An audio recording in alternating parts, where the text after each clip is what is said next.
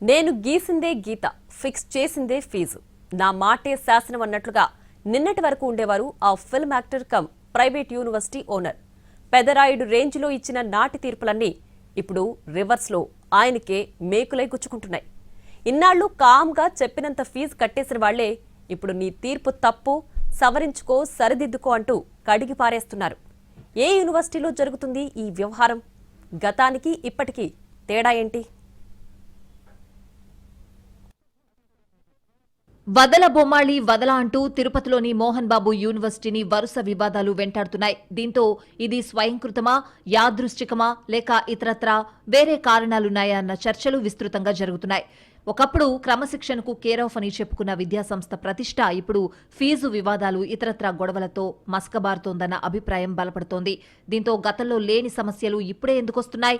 పెదరాయుడు తీర్పును ఇన్నాళ్లు మౌనంగా భరించిన వాళ్లు ఇప్పుడెందుకు రివర్స్ అవుతున్నారన్న డిస్కషన్స్ నడుస్తున్నాయి. ఇందులో రాజకీయ కోణం కూడా ఉండి ఉండొచ్చన్న అనుమానం వ్యక్తం చేస్తున్నారు పరిశీలకులు. దాదాపు దశాబ్దానికి పైగా టీడీపీ అధినేత చంద్రబాబు, నటుడు మోహన్ బాబు మధ్య మాటామంతి లేదు. ఒకప్పుడు తెలుగుదేశం కోసం అంతా తానయ్య అన్నట్టు వ్యవహరించిన మోహన్ బాబు చాలా కాలంగా ఆ పార్టీతో, అధినేత చంద్రబాబుతో విభేదిస్తూ వచ్చారు. ఇక 2019 ఎన్నికలకు ముందైతే డైరెక్ట్ గా చంద్రబాబుకు వ్యతిరేకంగా ఫీజు రియంబర్స్మెంట్ పేరుతో ఏకంగా రోడ్డెక్కారాయన.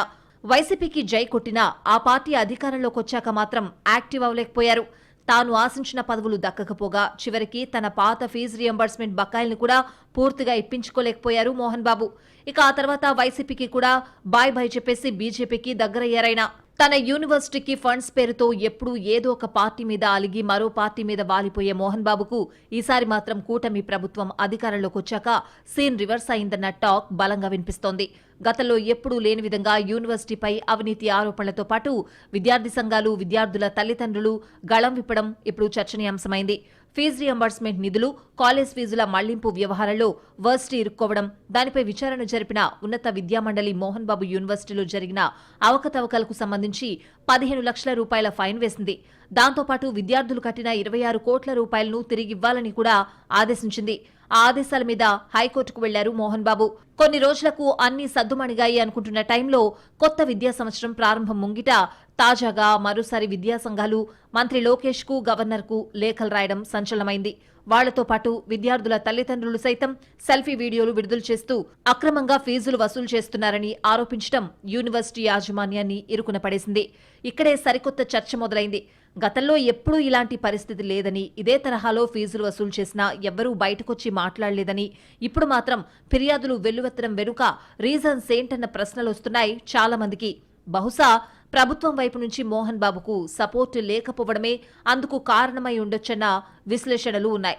మోహన్ బాబు తన పాత వైఖరికి భిన్నంగా సంక్రాంతి వేళ నా ప్రియమైన సోదరుడు అంటూ చంద్రబాబుతో ఉన్న ఫోటో బ్యానర్స్ వేసినా పెద్దగా ఫలితం లేకపోయిందన్న గుసగుసలు సైతం వినిపిస్తున్నాయి. ఇక తాజాగా ఇద్దరు విద్యార్థి సంఘం నేతలను కిడ్నాప్ చేయడంతో ఎప్పటిలాగే ఇది తూతూ మంత్రం వ్యవహారంగా మిగిలిపోతుందని అంతా భావించారు. కానీ పెద్ద టైం తీసుకోకుండా మోహన్ బాబు, ఆయన కుమారుడు విష్ణు మీద కిడ్నాప్ కేసు పెట్టడం ఊహించని పరిణామమేనని అంటున్నారు. ఈ పరిణామ క్రమంలో ఓ కొత్త వాదన తెరపైకొస్తోంది. మోహన్ బాబు విషయంలో అంతకుముందు చంద్రబాబు కంటే కాస్త భిన్నంగా ప్రస్తుతం లోకేష్ ఆలోచిస్తూ ఉండొచ్చని, ఇవన్నీ ఆ పర్యవసానాలే అయ్యుండొచ్చన్న చర్చ జరుగుతోంది రాజకీయ వర్గాల్లో. మోహన్ బాబు గతంలో ఎలా వ్యవహరించారో తెలుసు కాబట్టే లోకేష్ ఛాన్స్ దొరికినప్పుడు వదులుకోకుండా ఆటాడుకోవడమే బెటర్ అనుకుని ఉండొచ్చన్న డిస్కషన్స్ జిల్లాలో హాట్ గా నడుస్తున్నాయి.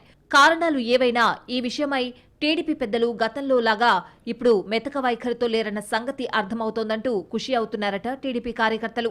చాలా ఏళ్ల తర్వాత మోహన్ బాబుకు కరెక్ట్ టైంలో లోకేష్ సిసలైన పొలిటికల్ టేస్ట్ చూపిస్తున్నారు అని చెప్పుకుంటున్నారు తెలుగుదేశం సీనియర్ లీడర్స్. ఇదే విషయాన్ని సోషల్ మీడియా వేదికగా కూడా తెలుగు తమ్ముళ్లు పెద్ద ఎత్తున చర్చకు పెడుతున్నారు. తాజా ఫిర్యాదులు, కిడ్నాప్ కేసు బుక్ అయిన క్రమంలో పెదరాయుడికి ఐమాక్స్ రేంజ్ లో సినిమా కనిపించడం ఖాయమన్న విశ్లేషణలు పెరుగుతున్నాయి.